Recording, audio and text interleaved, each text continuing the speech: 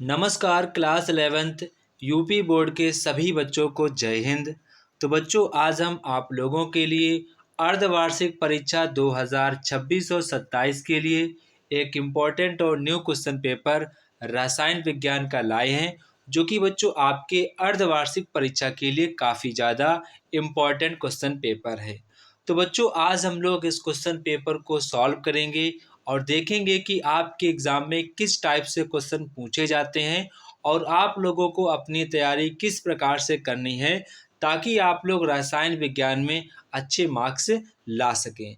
तो अगर बच्चों आप लोग वीडियो पर नए हैं तो वीडियो को लाइक, सब्सक्राइब एंड शेयर करना बिल्कुल ना भूलें। तो बच्चों, सबसे पहले आपको एग्ज़ाम में बहुविकल्पीय प्रश्न आपको दिए जाते हैं। देखो बच्चों, अगर आप लोगों ने सारे बहुविकल्पीय सही कर लिए तो फिर जो टीचर कॉपी चेक करते हैं उनके मन में ये बैठ जाता है कि बच्चा पढ़ने वाला है, बच्चे के पास नॉलेज है।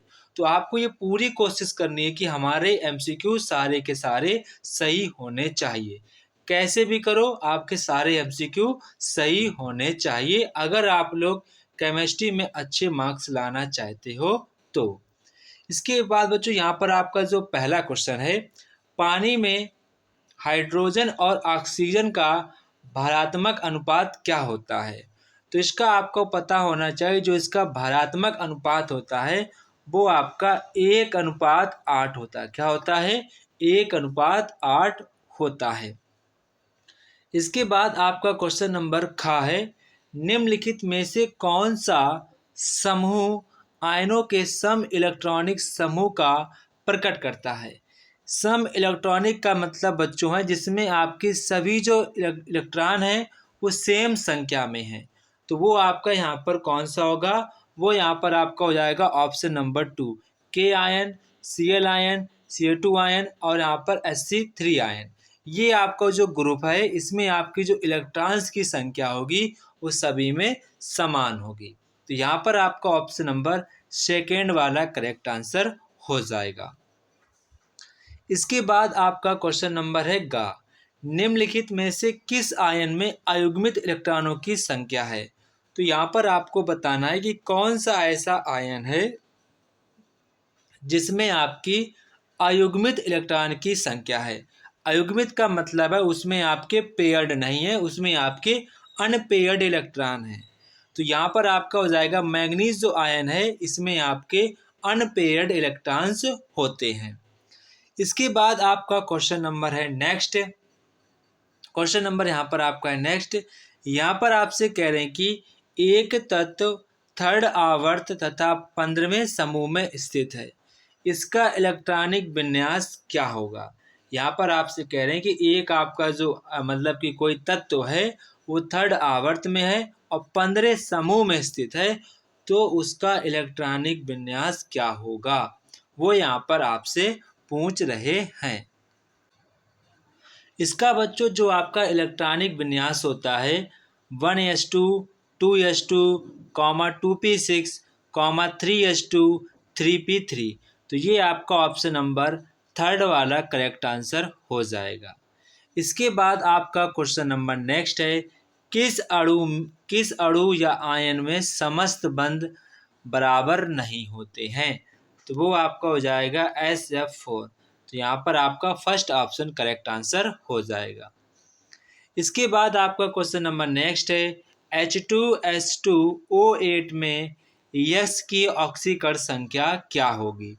तो बच्चों यहाँ पर आपकी जो यक्स की ऑक्सीकरण संख्या होगी वो +6 होगी। कितनी होगी?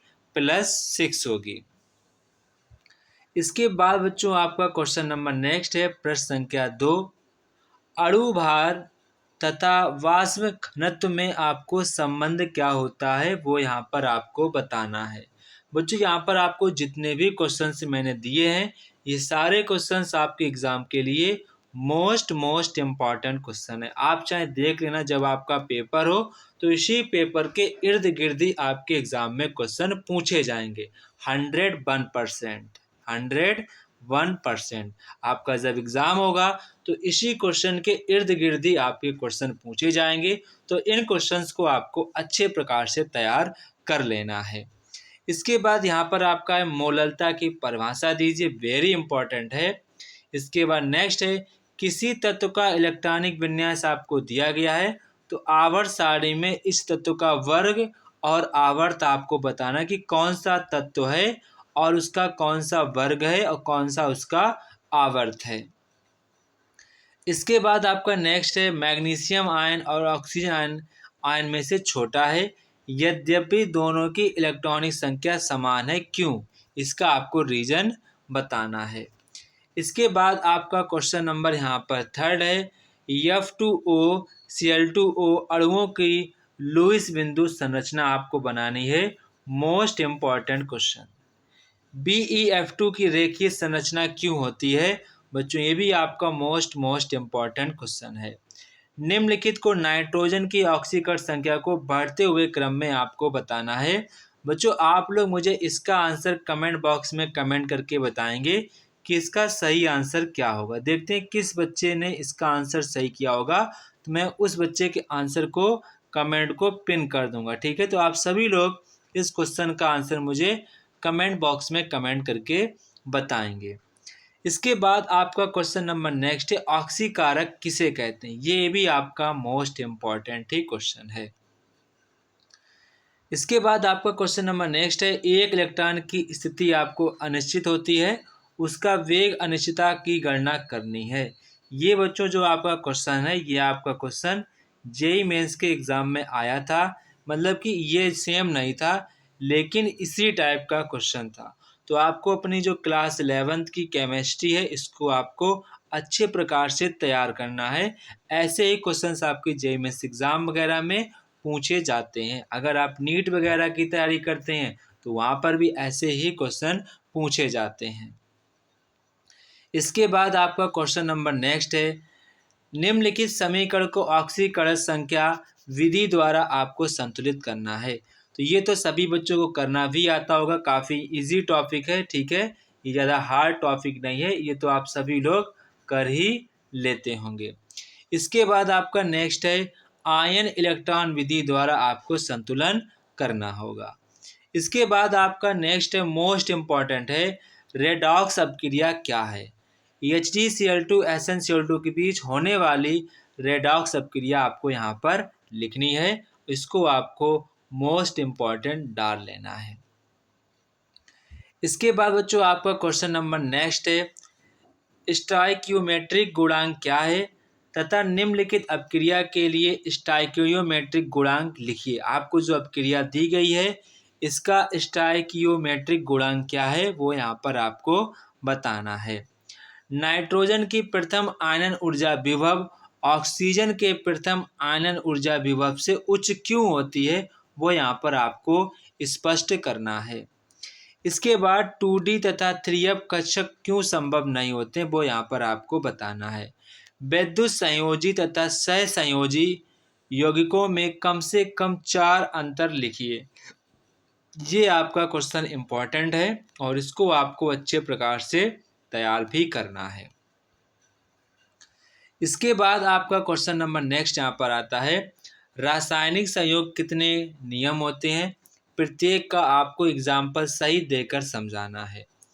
और यहाँ पर आपको एक दिया गया है न्यूमेरिकल टाइप का दिया गया है विश्लेषण करने पर एक कार्बनिक यौगिक में प्रतिशत संगठन निम्न प्राप्त हुआ है। कार्बन इतना %, हाइड्रोजन इतना %, शेष ऑक्सीजन है। यदि यौगिक का वाष्प घनत्व आपका इतना है तो यौगिक का अणु सूत्र क्या होगा? ये यहाँ पर आपसे पूछा गया है। बच्चों ये भी क्वेश्चंस काफ़ी ज़्यादा इम्पॉर्टेंट है। क्वांटम संख्या किसे कहते हैं? ये कितने प्रकार की होती हैं? प्रत्येक का आपको एग्जाम्पल सहित विस्तृत में आपको समझाना है। इसके बाद आपका नेक्स्ट क्वेश्चन है अथवा में धन किरणों की खोज कैसे हुई है? चित्र सहित आपको वर्णन करना है। धन किरणों के गुण को आपको विस्तार में बताना है। इसके बाद आपका नेक्स्ट यहाँ पर क्वेश्चन है मेंडलीव के मूल आवर्त सारणी किस प्रकार बनाया गया था? इसके लाभ एवं दोष आपको विस्तृत में बताने हैं। ये आपका मोस्ट इम्पॉर्टेंट क्वेश्चन है। इलेक्ट्रॉन बंधुता क्या है? ये कितने प्रकार का होता है?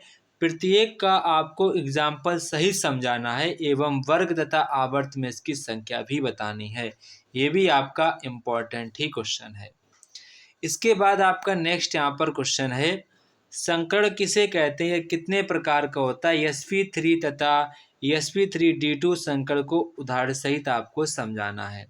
इसके बाद आपकी जो थ्योरी होती है मॉट यानी कि मॉलिकुलर ऑर्बिटल थ्योरी यानी कि आणविक कक्षक सिद्धांत के आधार पर नाइट्रोजन अणु के कक्षकों का ऊर्जा स्तर आरेख आपको स्पष्ट करना है। बच्चों ये क्वेश्चन थोड़ा सा टफ क्वेश्चन है, तो हमारे ख्याल से आपको ऊपर वाला ही क्वेश्चन करने का प्रयास करना है। तो ये था बच्चों हमारा क्लास 11th का रसायन विज्ञान का क्वेश्चन पेपर। बच्चों आप सभी लोग इस क्वेश्चन पेपर को अच्छे प्रकार से तैयार करना है। जितने भी मैंने आपको यहाँ पर क्वेश्चन बताए हैं इसी के इर्द गिर्द ही आपके एग्जाम में क्वेश्चन पूछे जाएंगे 101%। तो जय हिंद बच्चों, फिर मिलते अपने नेक्स्ट वीडियो पर। तब तक की आप सभी बच्चों को जय हिंद।